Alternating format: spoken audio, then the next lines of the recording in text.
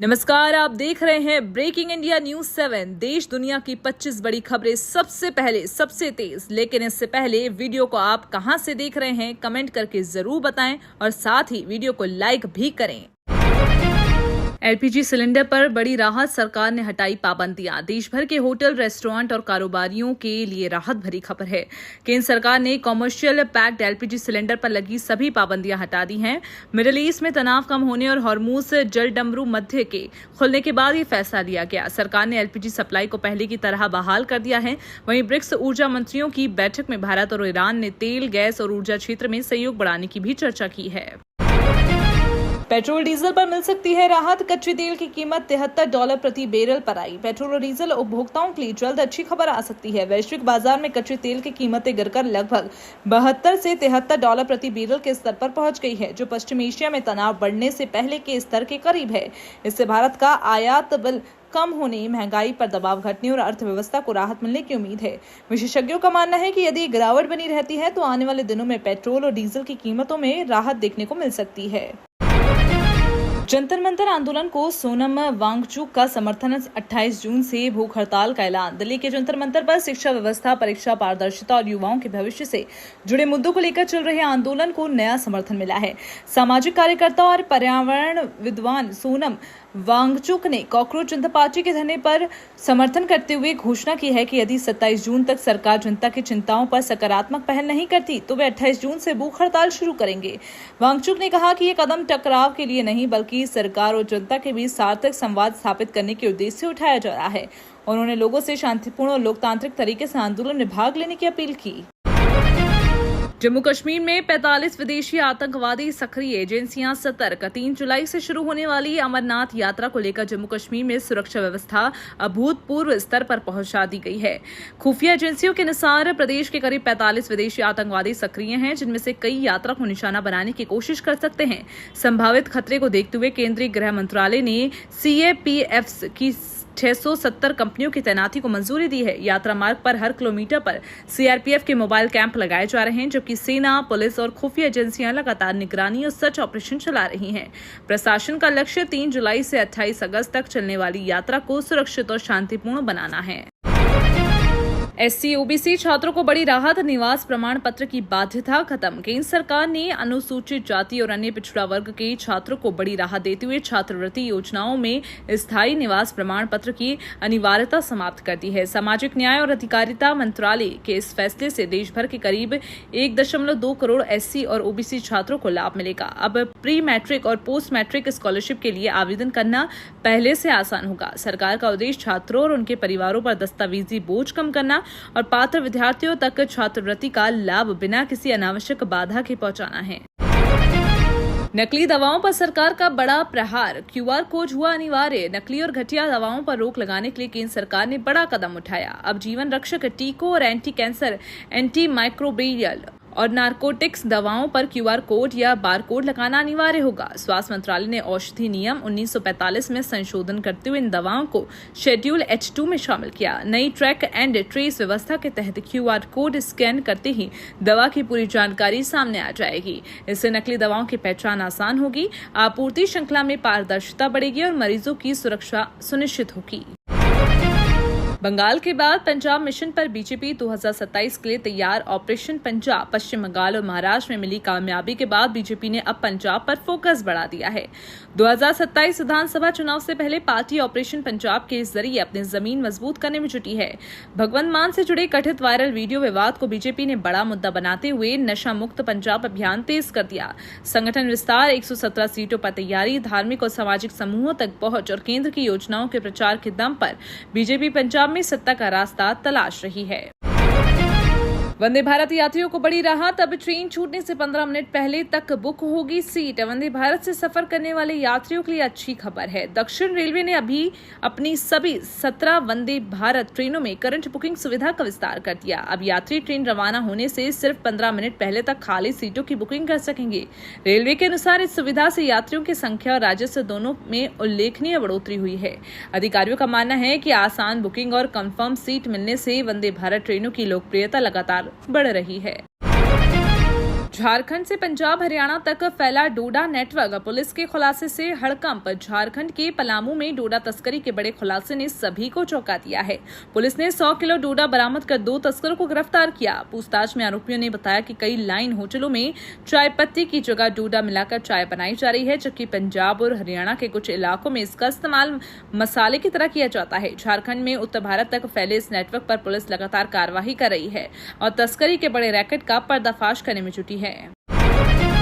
1 जुलाई से पासपोर्ट बनवाना होगा महंगा, फीस में बड़ा इजाफा। विदेश यात्रा की तैयारी कर रहे लोगों के लिए अहम खबर। केंद्र सरकार ने 1 जुलाई 2026 से पासपोर्ट शुल्क में बढ़ोतरी का फैसला लिया। नए नियमों के तहत 36 पेज के सामान्य पासपोर्ट की फीस 1500 रुपए से बढ़कर 2500 रुपए हो जाएगी, जबकि तत्काल सेवा की फीस 5000 रुपए कर दी गई। 60 पेज वाले पासपोर्ट की फीस में भी वृद्धि हो गई है। हालांकि 8 साल तक के बच्चों और 60 वर्ष से अधिक उम्र के वरिष्ठ नागरिकों को नए पासपोर्ट आवेदन पर 10% की छूट है। सरकार का कहना है कि बदलाव पासपोर्ट सेवाओं को और बेहतर बनाने के लिए किया गया है। राम मंदिर चढ़ावा चोरी कांड में एफआईआर दर्ज, 8 नामजद। अयोध्या के श्री राम मंदिर में चढ़ावा चोरी मामले में बड़ा एक्शन हुआ है। मंदिर तीर्थ क्षेत्र ट्रस्ट की शिकायत पर राम जन्मभूमि कोतवाली में एफआईआर दर्ज हुई। इस मामले में टिन्नू यादव और अनुकल्प मिश्रा समेत 8 लोगों को नामजद किया गया। आरोपियों पर गबन, धोखाधड़ी और आपराधिक साजिश जैसी गंभीर धाराएं लगाई गई। बताया जा रहा है कि एसआईटी की प्रारंभिक रिपोर्ट और मुख्यमंत्री योगी आदित्यनाथ के निर्देश के बाद ये कार्रवाई हुई। जल्द ही बड़ी गिरफ्तारियां हो सकती हैं। गोरखपुर में अक्षय पात्र की मेगा किचन शुरू, रोज 1 लाख बच्चों तक पहुंचेगा पौष्टिक भोजन। गोरखपुर में मुख्यमंत्री योगी आदित्यनाथ ने अक्षय पात्र फाउंडेशन की अत्याधुनिक केंद्रीय रसोई का उद्घाटन किया। करीब 2.5 एकड़ में बनी यह हाईटेक किचन प्रतिदिन 1 लाख बच्चों के लिए गर्म और पौष्टिक भोजन तैयार करने की क्षमता रखती है। यहाँ लगी 2 स्वचालित रोटी मशीनें 1 घंटे में 40,000 रोटियां बना सकती हैं। आधुनिक तकनीक, सौर ऊर्जा और इलेक्ट्रिक वाहनों से लेस ये परियोजना न सिर्फ बच्चों के पोषण को बेहतर बनाएंगी, बल्कि पर्यावरण संरक्षण में भी महत्वपूर्ण योगदान देंगी। अरुणाचल में बारिश का कहर, बाढ़, भूस्खलन से 1 की मौत। अरुणाचल प्रदेश के कई पानियोर जिले में भारी बारिश के बाद आई बाढ़ और भूस्खलन ने भारी तबाही मचाई है। याचुली इलाके में इस प्राकृतिक आपदा में 1 व्यक्ति की मौत हो गई, जबकि 4 लोग अभी भी लापता बताए जा रहे हैं। लगातार खराब मौसम के बीच राहत और बचाव अभियान तेज कर दिया गया है। भारतीय वायुसेना एसडीआरएफ के साथ मिलकर हवाई सहायता प्रदान कर रही है और जीवन रक्षक उपकरणों के साथ राहत सामग्री प्रभावित क्षेत्रों तक पहुंचाई जा रही है। प्रशासन लगातार हालात पर नजर बनाए हुए है।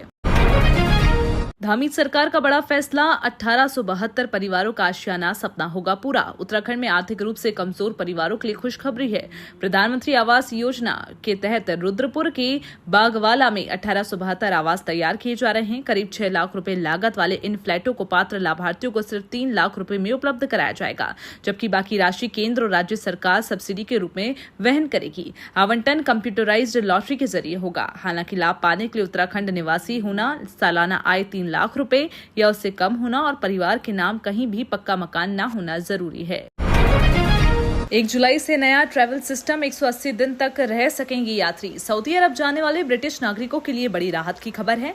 1 जुलाई 2026 से वे इलेक्ट्रॉनिक ट्रैवल ऑथराइजेशन यानी कि ETA के लिए आवेदन कर सकेंगे। इस नई व्यवस्था के तहत पर्यटक, कारोबारी और अल्पकालिक अध्ययन के लिए जाने वाले लोग 1 साल की अवधि में कुल 180 दिनों तक सऊदी अरब में रह सकेंगे।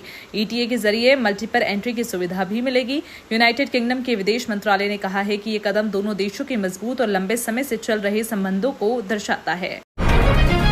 फर्जी दस्तावेज से SIR कराने वालों पर चुनाव आयोग सख्त, हो सकती है 7 साल तक की जेल। झारखंड में विशेष गहन पुनरीक्षण यानी कि SIR के दौरान फर्जी दस्तावेजों के इस्तेमाल पर चुनाव आयोग ने सख्त रुख अपनाया है।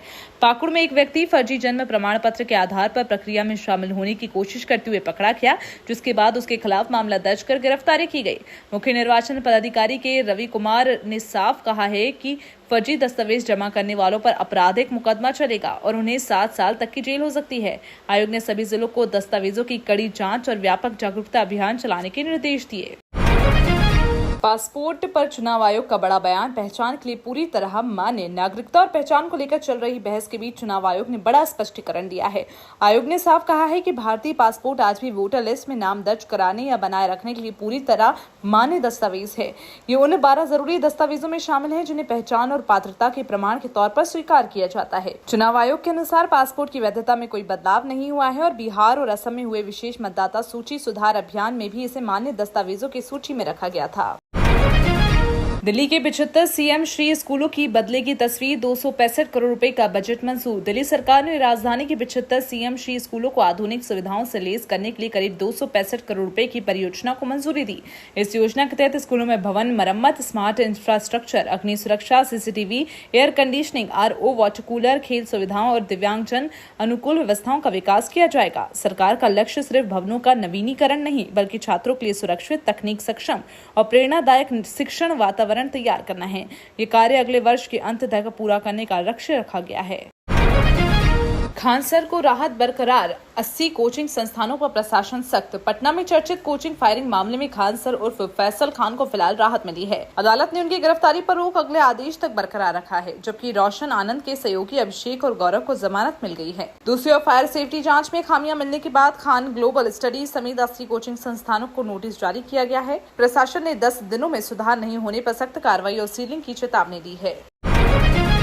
भोजपुर एनकाउंटर मामले की न्यायिक जांच शुरू, सीएम ने दिया बड़ा बयान। भोजपुर के चर्चित भारत तिवारी एनकाउंटर मामले पर बिहार के मुख्यमंत्री सम्राट चौधरी ने पहली बार सार्वजनिक प्रतिक्रिया दी है।